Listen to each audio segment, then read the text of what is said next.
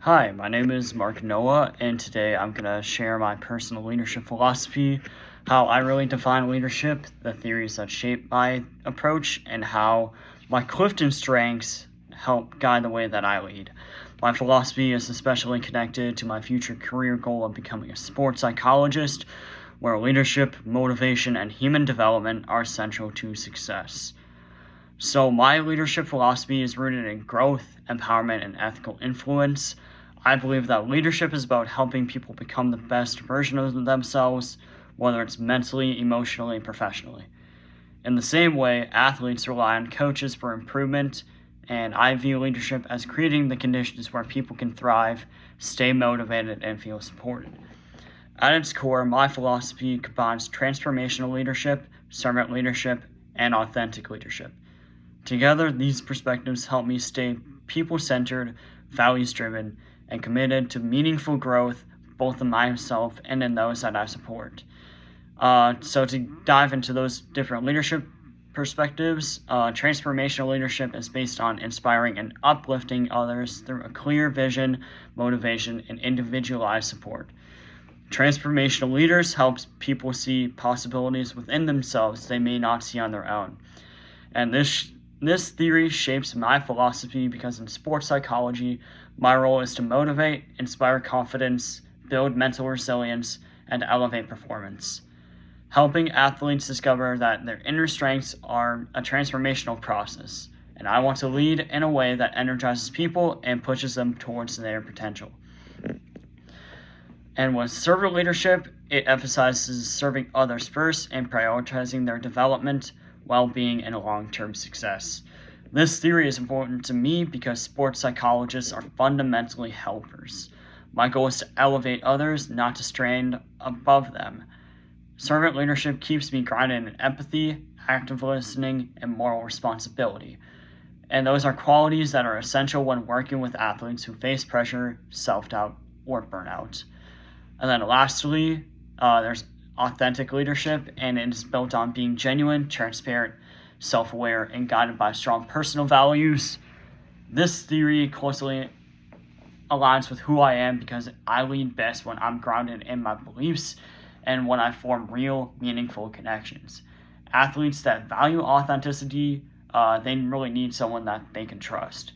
And in my future career, I want to model honesty, consistency, and integrity in every action.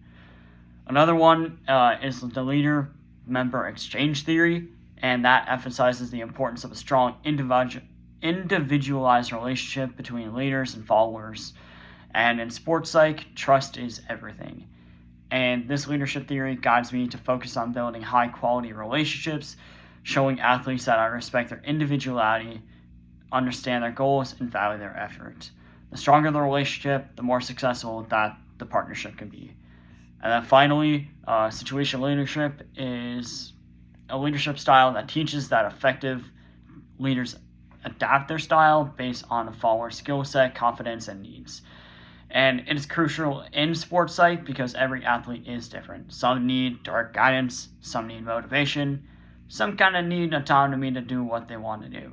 And situational leadership reminds me to stay flexible and adjust my approach to meet each person where they are. So why I chose these theories? Because collectively they represent the kind of leader I strive to be. Through transformational leadership, it reflects my belief in growth and motivation.